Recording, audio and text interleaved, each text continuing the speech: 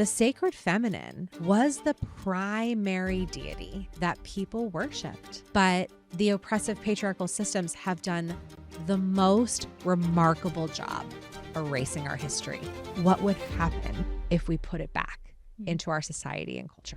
It feels so real to feel like you are in that cage. How are you supposed to be fully in yourself and fully express yourself if you feel like inside your own home, somebody's going to judge it?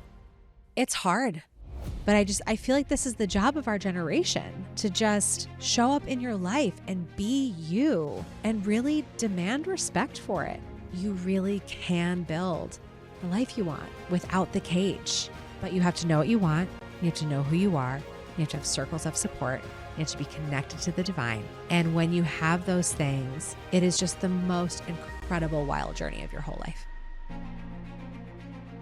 Thank you for joining us on the podcast. Today we have Sarah Jenks, an ordained priestess who is here for all of her hundreds of thousands of followers to tell them about the sacred feminine spirituality. And I want to know all about this. So thank you so much for joining us today. Sarah, thank you so much for being here. I'm so happy to be here. I am so excited for this conversation because you don't even know.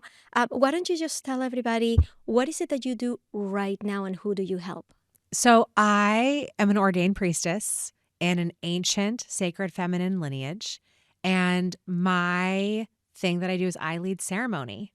I lead super deep ceremony where you come in, and I've set up the technologies in such a way where you drop out of your personality and you can really hear your soul. So before we started, I kind of told you, I want this episode to be the gateway into spirituality. Great. For those of us who know that spirituality is a thing. Yeah. We see it changing people's lives. Yeah. But we are still not sure how this applies to us, to our life, and how we can bring it in. So before we do that, I kind of want everybody to know like who I'm sitting with. So can you please tell us a little bit of like, before you found spirituality, what were you doing and what made you jump into it? So I'm from Boston here. Woohoo! And I grew up in a very normal, traditional family. I grew up going to church. I went to a public high school. I went to the #1 liberal arts school in the country. So I was like really primed and ready to be on a traditional path. You know, I met my husband in college. He was on his way to medical school to be a surgeon. He was a football player. He was a football player. I had a job in marketing lined up in, traditional advertising. My clients were Dove Chocolate and Foot Locker and Healthy Choice. And, I was just going to like go live in Manhattan and work in marketing for a while. And then when Jonathan was a doctor, I was going to quit my job and be a stay-at-home mom. And I was psyched about this plan. And it's such a beautiful life path. But it turns out it was not my life path. And I was also an emotional eater my entire life. And so when I was 24, I actually quit my job in marketing and I started my journey as an entrepreneur, and I became an emotional eater. I became an emotional eater. Was that your profession? It was I was a professional emotional eater. Emotional eater. I was a professional emotional eating coach. Yeah. And it was a really beautiful journey. I built a very large online community called Live More, Way Less. And I also worked in the bridal industry for a while. And then we moved to San Francisco for my husband's residency. And I was having a really hard time leaving what I thought was going to be my life, because I just really thought I would move to New York. I lived there for a while. I moved back to Boston. All of a sudden, my husband's training takes us to California, which is so funny knowing me now. But back then I was like, this feels weird. It feels weird for me to be leaving my path and what I thought I was going to be doing. And so I went into therapy, and I was in 6 months of therapy, and it was super helpful. And then one day I walked into my therapy appointment in my therapist's home office, and she hadn't cleaned up from like a circle or something that she was doing the night before. And there are these backjacks on the ground, and I could smell like this incense smoke stuck in the furniture, and the candles were burned down. And there are these like prints of these beautiful goddesses around her living room. And my body just stopped and I froze. And I looked at that scene and I got goosebumps all over my body. And it was like a different part of me came online. And it felt so familiar, even though I had never sat in a circle like that before. And so I just looked at her and I said, "What happened here?" And she looked at me. She was surprised because, I'm in like a polo shirt and pearls and like beige patent leather pumps. And she said, "I'll tell you when you're ready." And then I could tell in therapy every week, she started like throwing in these little things. And I was like, I want in on this secret club. Like, whatever is happening here, I know it is for me. And she told me that she was an ordained priestess in a ancient sacred feminine lineage, and she held these ceremonies. And I started to go. And it was the most incredible experience because I had lived a good chunk of my adult life like looking at everything I had and being so proud of myself because I checked all the boxes. I was married to a doctor and I had a cute apartment and my business was booming. And yet I felt really unsatisfied and a lot of days super stressed and at the worst, like pretty miserable and not knowing why. And then this other weird thing was happening, and I'm sure we'll circle this because we've been talking about it a little bit, where after I got married, I sort of turned into this like weird 1950s housewife. I didn't really understand what was happening because I'm like a diehard feminist. I'm super well educated. There's like no reason I should be falling into those old patterns, but I was. So I sat in my first ceremony and I had this overwhelming feeling of home, of rightness, and of really knowing myself and my truth. And so I kept going back and back and back and back. Of course, I told nobody because that was like super weird. And I started to hear, "Sarah, you aren't who you think you are." And I'd be like, "Well, that's a bummer, And then I started to hear, "Sarah, you're meant to be a priestess." And I'm like, I am the last person on the planet who is supposed to be a priestess. Like, I am like a preppy girl from Boston. I'm a businesswoman. It's like I'm married to a surgeon. I have a very normal life. No. I'm like, no, I'm not going to do that. But I kept I couldn't stay away. And I just kept hearing it over and over and over and over again. My mentor, Elaine Kalila Dowdy, finally said, "Are you going to listen? Because you're obviously called." And I went to Avalon, which is where it was the last standing sacred feminine priestess temple on the planet, they believe, which is in current day Glastonbury, UK. And I went on a pilgrimage about 5 years ago. And I went to the Sacred Stone Circle, and something happened there where I just knew it was time. And I finally felt ready. And so I started on my ordination path. And I'd been training with Kalila on higher levels of how to hold this certain type of ceremony. I've been training with her for over 10 years. And I was finally ready to come out as a priestess. And I had a really big, successful, like emotional eating and life coaching company. So going through that sort of identity reinvention was a really big process. And it was really terrifying for me to basically completely change who I am. But I wasn't changing who I was. I was actually revealing who I've been the whole time. And it's been a really incredible journey. When was that, the Glastonbury experience? How many years That ago? was 5 years ago. And then I've been ordained for 3 years. All right. So something that everybody needs to understand is the context in which these things are happening, because you're not living in a vacuum. You're not, single and living by yourself in a one-bedroom apartment. No, I have 3 kids. You have 3 kids. I'm married to a physician. You have like a life going on around you. We live in the suburbs of Boston. My kids go to public school. Like, we're really doing normal life. Normal life things. But we are magical. And we do not need to leave our lives in order to be who we are. We just need to cultivate the bravery to be who we are inside of the lives that we have.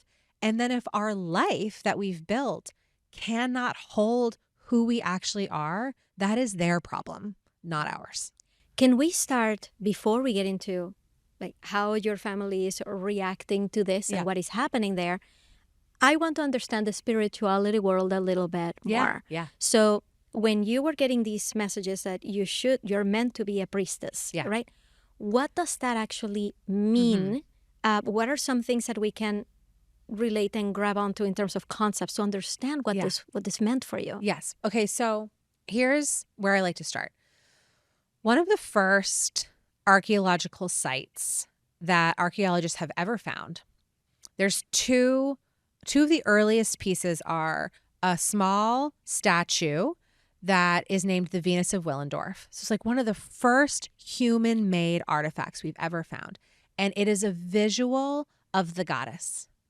So this is like the thing, right, that people centered their lives around. And one of the first forms of architecture was a temple to the goddess in Malta. And this beautiful temple is like a woman's abdomen and head. And on the summer solstice, the sun shines right through her yoni. And what's so cool is that as female archaeologists have started to come into their profession recently, they're starting to piece together a different story about what life was like on our planet. So it's really important to understand that, those first pieces of archaeology were found 30,000 years ago. From 30,000 BC up until, basically 1350, the sacred feminine was the primary deity that people worshiped. And it has just been in the past 1,700 years that we have completely forgotten that the sacred feminine even exists. So if our timeline of what we know about humans worshiping the divine, if that was a football field, the sacred masculine being the primary center point of our spiritual practice is a blade of grass. But the oppressive patriarchal systems have done the most remarkable job erasing our history. And also at the same time, brainwashing us to be afraid of it. So that when it naturally arises in our body, we do a really great job smashing it down ourselves. What does it look like in somebody's just normal existence? They're walking through their life. Give me one example of that patriarchy that is not just oppressing from the outside, but we've kind of started to believe ourselves. Give me one example of that. Yeah. So one example would be going to a party and scanning the party for, I'm going to start even earlier. You're going to a party and you're freaking out about what to wear because you don't want to be overdressed. You don't want to be underdressed. You go to the party and you're scanning. Do I fit in here? Am I going to make anyone uncomfortable? Am I going to stand out too much? Or am I good enough to be here? So anytime we are putting ourselves in hierarchy or we're concerned about standing out, that is internalized patriarchy. Anytime we are with a man, whether we're in partnership or in business, and we're catering to their needs, that's internalized patriarchy. Anytime a woman is prioritizing giving to other people as opposed to giving to ourselves, that's internalized patriarchy. Anytime we have guilt taking care of ourselves, that's internalized patriarchy.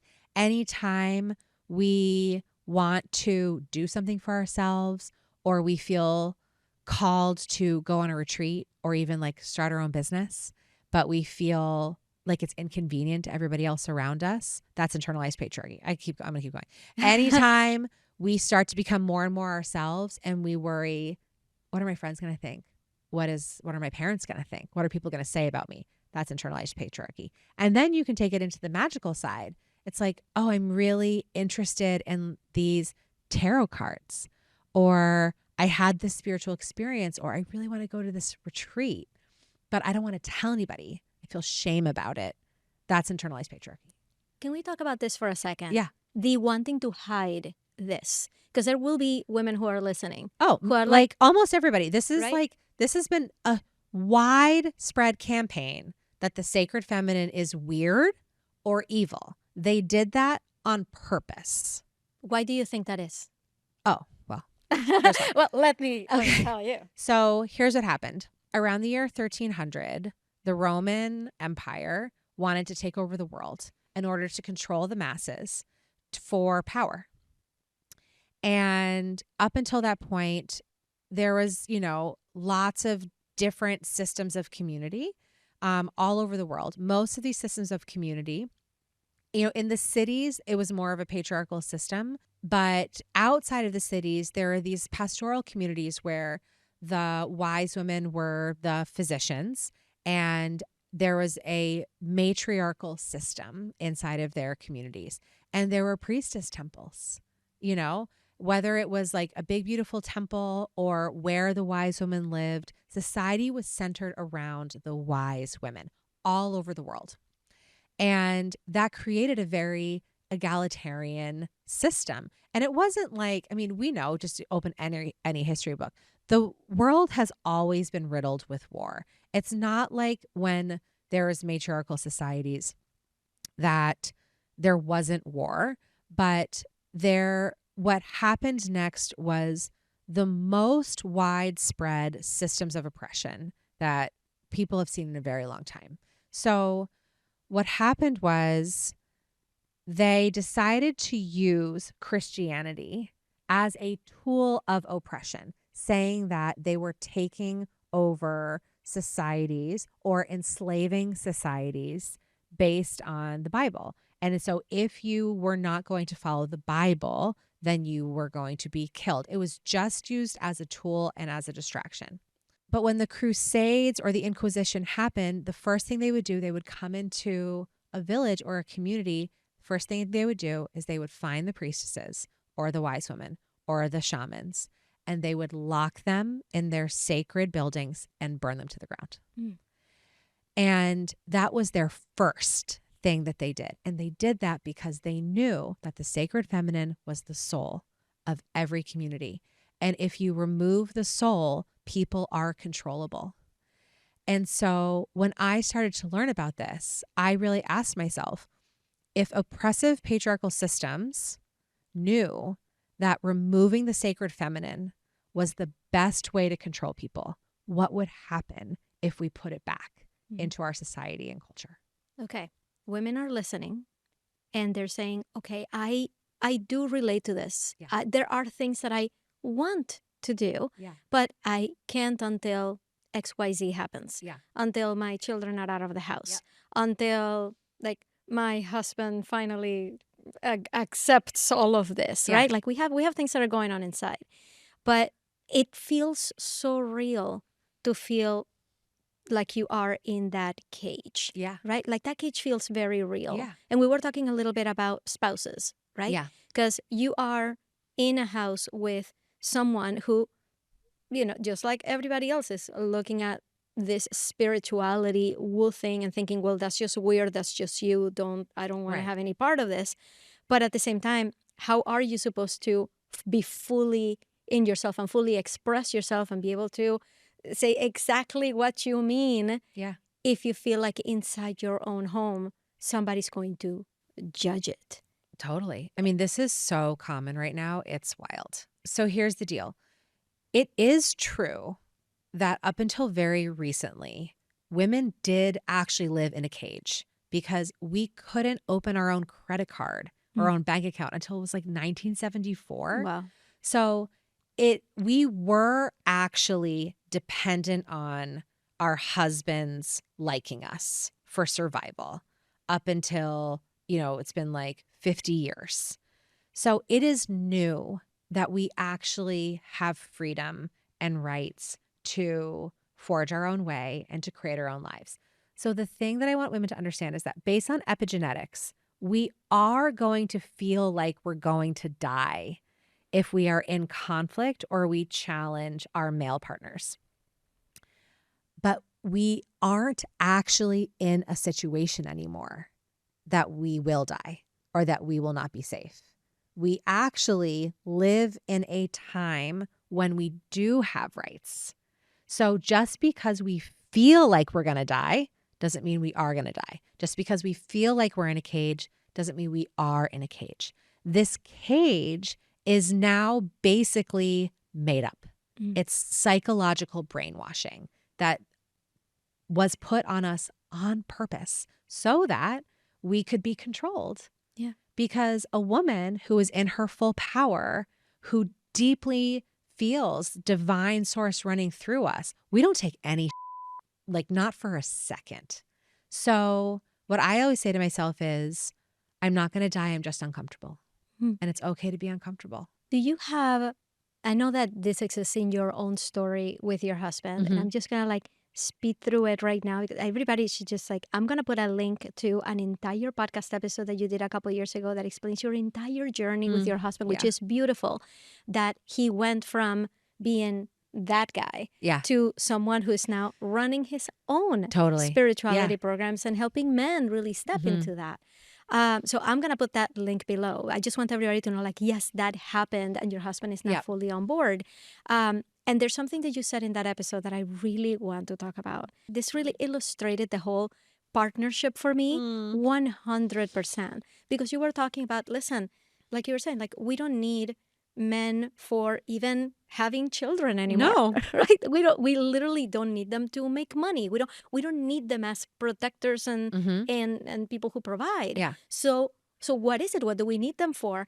And you said, and I'm quoting right now, we are there to support each other in becoming the fullest expression of who we both are. Yeah. And that is our role in this marriage. It's not for one person to take care of the kids and the other one to provide. It's not for one person to feel oppressed and the other person to feel like they can just do whatever they want because that's just the way it's always been, because that's the way their parents were. Right? When I heard you say, listen, we're both on this earth to fulfill our potential, to fulfill our dreams, to really go after what we want and both really fully express ourselves. And we're here.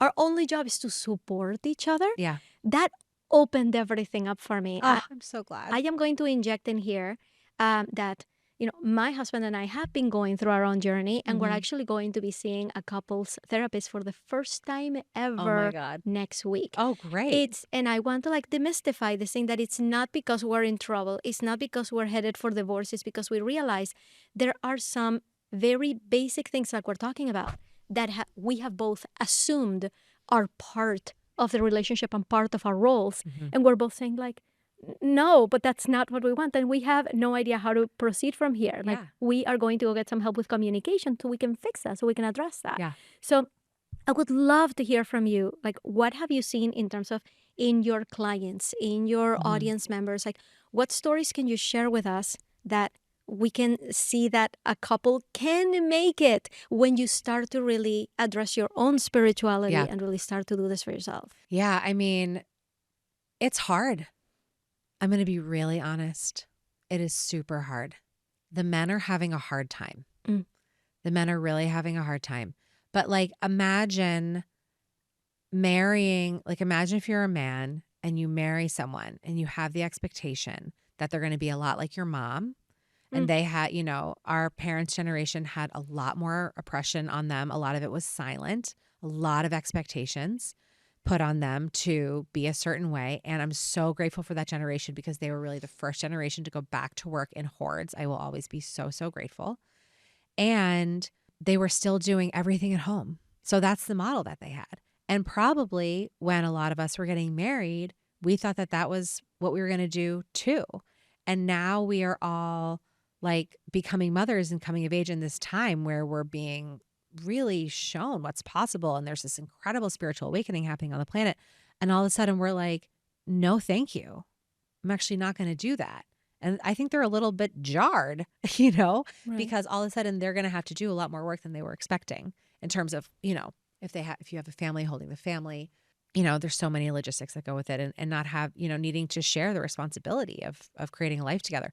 What ends up happening for a lot of my clients is they really have to choose, you know, are you going to continue to pretend to be someone you're not in order to keep your husband comfortable? and to stick with the plan?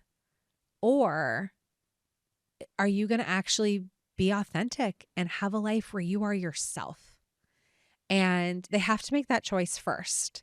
And, the first step is really coming into ceremony with me to understand who they are and to practice being in their fullest expression, which is why I do a lot of retreats.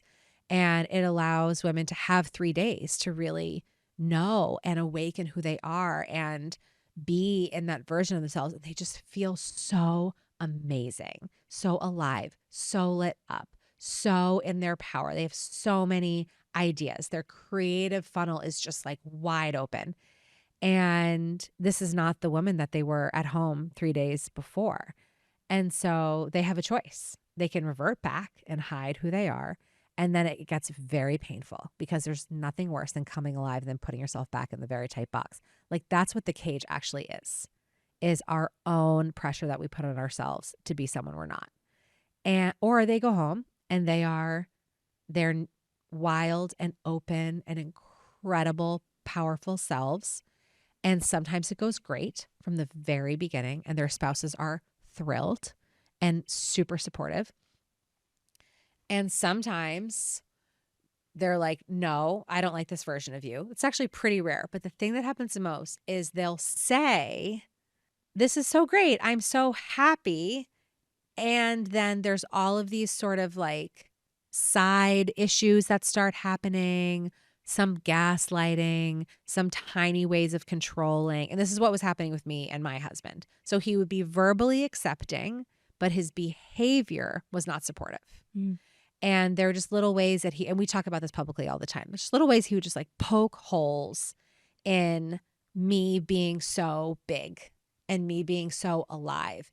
And it was because he was worried that I was going to become so alive and so big and so happy that I wouldn't want to be with him anymore because he was miserable. He was unhappy. He was not growing. And we finally got this all out. And I was like, you know what? You're right. I might not want to be with you anymore if you are so dedicated to being miserable, And I was like, so do you want to be on this path with me? It's like, this is what I want. This is where I'm going. It's what I'm doing. And he said, yes, I actually really do, but I don't know how to do it. And he went on the journey of finding ways to do inner work and going on his own spiritual path. And now he's created some really amazing programs to help men do it, because when he was in these programs, he couldn't relate to a lot of the men who were teaching, because he works full time as a surgeon. He's a college football player. He's a dad of 3. And he wanted to really show that guys in a more like traditional existence can also do inner work. So he's created some really amazing programs, but it's just really not easy. But I feel like this is the job of our generation. Yeah. To just show up in your life and be you and really demand respect for it. It's really interesting that it really sounds like what you're talking about is completely redefining gender roles in a way that I've never heard this spoken about before. Yeah. When you're doing the hard work of healing patriarchy, which is really what I'm doing, it starts in heterosexual marriages. Like heterosexual marriages it's like the center point of patriarchy. And so we can't do any work in corporate offices, in politics, like out in the world, until we're actually doing it at home. It's so important, and it is sacred work. I had, there's so many people who are listening who are like, okay, that is starting to sound like something I want. Yeah. Right? I would love for my spouse to be in on it. I'd love for me to be able to talk about this all the time. Yeah. And I'm going to tell you, I have experiences myself where I just come back from a business event or where I just got off a live where I shared something really big with my audience, and I do come home and I'm like, well, my husband is kind of dealing with his own work stuff. I don't want to really bother him. And the result is that people in my audience and people in that conference, they get to know the things that get me excited, and they're very proud of me and happy for me way more Right. than the person who's at home. This is something that happened like a little, and I'm not dumping on my husband. My husband is really a wonderful, wonderful person. Yeah. But yesterday, we were watching this show. He has been obsessed with it. It's this guy who is in the Boston area, and he goes live, like on YouTube, for 8 hours at a time to report on what's going on right now. Like it could be the war in Israel. It could be what happened with the New York mayor yesterday. Like he just goes live and he just keeps it on. And he stops the video and he tells me, Ina, he's amazing. It's like he's the producer, director, performer, researcher, reporter of all of these things. And he like puts on a show. You're like, hello. You guys, if you're watching on the podcast, you can't see the production value of this podcast. Go on YouTube and see it. Yeah. But I heard him and I'm like, do you not understand? Like, why could you just describe this what I do? And he was talking with such admiration about this complete stranger. I'm like, do you not understand? Like I want that admiration too. Like I want you to like see me for who I am. But I feel like partly my fault in that I am not sharing these things because I don't want to be in the way. I don't want to muddy the waters. I don't want to that's where the whole therapy and communication thing comes in. But that's also, I would say, that's internalized patriarchy. Yeah. And this is why we have to sit in ceremony. So a lot of us think it's belief system work, it's psychology, it's therapy, and all those things are really important. But like what I hold is that a lot of this stuff is actually healed through our sacred feminine spiritual practice. Talk to me about ceremonies. When you say ceremony, what do people need to understand about what that is? So one thing I want to say about what you just said, it was so beautiful. Thanks for sharing that. That's really vulnerable of you. Is that people can't see us unless we're showing them who we are. Yeah. You know, and that's just the most important thing. And which leads me to ceremony, which is we don't always know who we are. And when you come and you sit in the type of ceremonies that I lead, and it's so beautiful because we work in archetypal frequency. So in my lineage, the goddess shows up in 13 different archetypes. So it's like the great mother, the goddess of compassion, there's the weaver dreamer and the wise woman and the priestess, and I could go on and on and on. And we all wear the same color because what we're also working with is quantum physics. And color is a frequency. It has a certain sound wave and vibration. And then we're working with certain symbols because those have certain sound waves and vibration. So what we're basically doing is we're creating this tuning fork of resonance that when we put our bodies inside of it, it actually activates wherever it hits in our body whether it's on the line of the heart or on the line of the womb or on the line of the third eye. And it helps us either attune more to our intuition or to love or to our sensuality. And when we do this, we feel who we are. And when we're in the presence of women and we're working in these ancient practices and we're having these feelings of remembrance, we feel safe to show people who we are and to really turn inside out and wear our insides on the outsides. And then the work that I do outside of ceremony is really talking women through how do you take what you just saw and what you just experienced and actually walk it into your life? Because nothing in the world is going to change if we're only showing who we are inside of ceremony, only to other women, only at the business conferences. That's just like half of the work. The other half of the work is really being brave enough to show the people in our everyday life who we actually are. You know, at the soccer field, like at school drop off. You know, I mean, I think the people in my town think I'm probably like totally crazy, but I'm not going to pretend to be someone I'm not, you know, even in a more normal setting, because there's going to be one person who says, I recognize that energy and I want what she's having.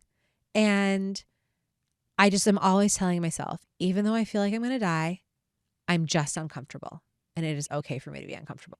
Can you tell me what a regular day for someone really living in their full spiritual expression, like what a regular day, and I'm talking school drop-offs. Yeah. I'm talking waking up early to make lunches for the kids. Yeah. I'm talking talking to our kids. What if, something happens with our children and we have to deal with the situation? Something happens at work and we have to go and take care of it. We have to call in on our spouse to come and take over things. Yeah. Right? Like, I know what that looks like when you're not enlightened. Totally. It looks like a lot of Chaos. guilt. Yep. It looks like a lot of chaos. Yep. It looks like a lot of not wanting to ask for help and resenting that we're not getting help. Yep. Right? I know what that looks like when Yeah. you're not. What does it look like when you are? This is a great question. Okay, so I'm just going to tell you what it looks like for me. Yeah. Okay, so I wake up at 5:30 every morning and I have a snuggle with my youngest daughter and I make coffee. And then I go outside at 6:00. And Jonathan has been up since 4:30. He works out outside. He does his spiritual practice and he's home by 6. So we high five. And then Jonathan is my bodyguard from 6 to 6:45. And I go outside and I do my morning ritual. And I have this whole process that I call Sacred Start. So maybe you can put the link to it because it's like it's a great free guide that your women would You'll totally give me love. that link. I'm going to put it below. And I go outside for 45 minutes and I commune with, it's like sort of an intense word, but it's, I tune into the earth and Bare feet on the grass. Bare feet on the grass. I'll bring out a blanket, I'll sit down and I do this process that I talk about in my guide where I empty out. And so I'll empty out my body. So I'm like an empty vessel. And then I'm open to receiving messages from the divine. And sometimes I'll dance, sometimes I'll pull cards, sometimes I'll journal. And it's my time to really connect with my soul and to connect with the divine. I do that for 45 minutes. And then our home life is extremely loud and chaotic. And it is like leading the hardest retreat of my life every morning. But I show up like a retreat leader with my kids. And I'm like, they're all going through some sort of soul initiation during breakfast, because I think we all are all the time. So I'm looking for like, what's the story they're trying to tell me with their behavior? Like, what's the story underneath the story? And so I'm really trying hard to track them. And I'm just doing the best job I can to remind them who they are, because they're about to go out into the world that is still training children to be the same. And so I'm doing things like asking them about their day. How are they feeling? What would be the best thing that could ever happen to them today? Just like those little questions. And then I will, move my body and start my work day. And the way that I work is the goddess is my boss. So she is writing every email through me. Every social media post comes from a download that I see in meditation that she shows me like a video screen in my eyes. I don't do traditional strategy. I follow my intuition. And what's great is that it's working. And I spend my whole day like basically, whether it's teaching or preparing for ceremony or channeling, and I do it all with my business partner, Kelly Tavera. So we work together and we're bouncing ideas off of each other. We're just like in this incredible creative dance every day. And then my kids will get off the bus with my nanny. Sometimes I'll come home and check in on them and just like feel their energy, because that's my job as a sacred woman, is not always to just take what's happening at face value, but like really feel their energy. And then I'll usually go back to work for a little bit. And then I'm home at 5. And then my job is to ground the energy. So it's like there's incense on, there's music playing, the lights are dimming, I'm making dinner, and it doesn't work. Like my kids are still crazy. We do not have a calm household. Like they're fighting with each other, they're screaming, they're late on homework. But it's just like I just still am trying my best to at least be a thread of that like grounding great mother energy for our kids. I'm like, I don't know, maybe when they're teenagers, it'll like work. But until then, I'm just trying hard to not like get caught in the swirl of all of them. We have a family dinner almost every night. We have a game called Llama Drama, which is like just, what's the funny thing that happened today? What's your llama? And like, what was the drama at school?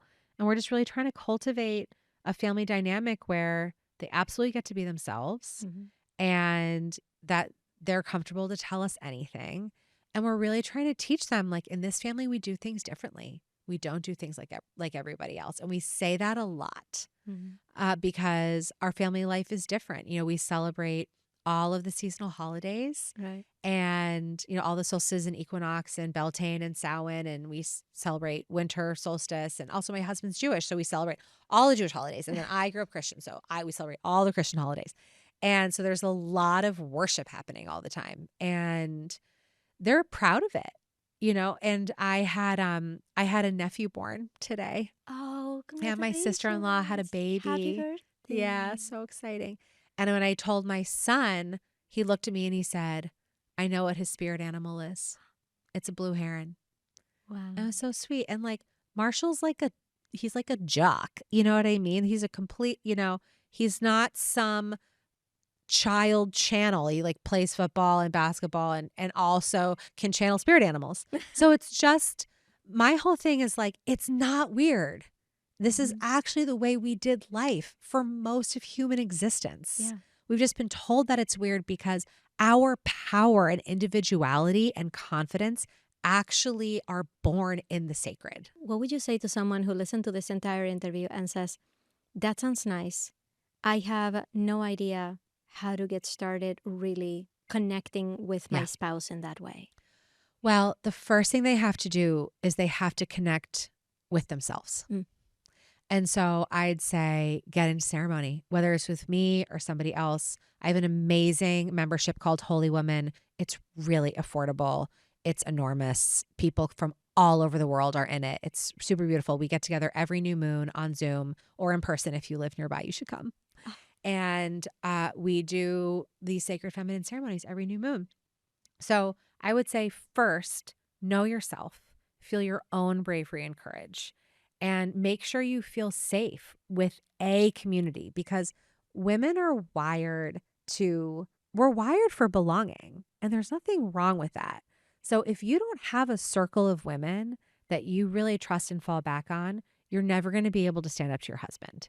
So it's like there's a couple of steps before then that I think are really important and to like know your own path and rights and what you want. And then when we are sovereign in that way, we can stand with our partner in our sovereignty and be like, I love you and this is who I am.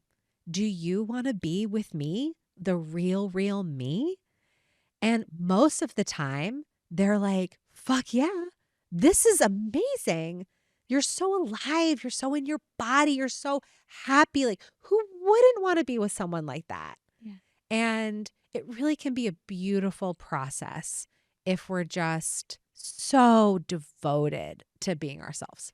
I love that. And we will be putting those links below. Oh, So if great. anybody wants to join in the ceremony, they know exactly where to go. So we have to wrap up. I feel like I could go for another Forever. 2 hours, I just know. I like love just chatting soaking with in you. this energy. Because it's so beautiful, especially since, I'm going through my own, Yeah. at the moment. So I want to soak it all up. I'm definitely checking out the links myself. And I want to know, this is your stage, just for a final question. Mm. What is it that you want women to know right now?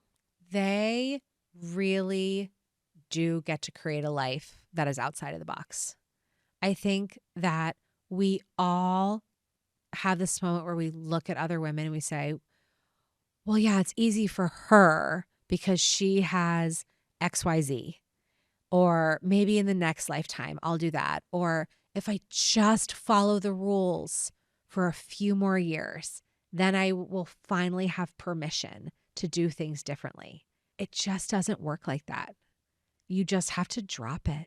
You just have to drop the rules and the path you thought you were going to take and just be really devoted to being yourself and being massively uncomfortable in the process.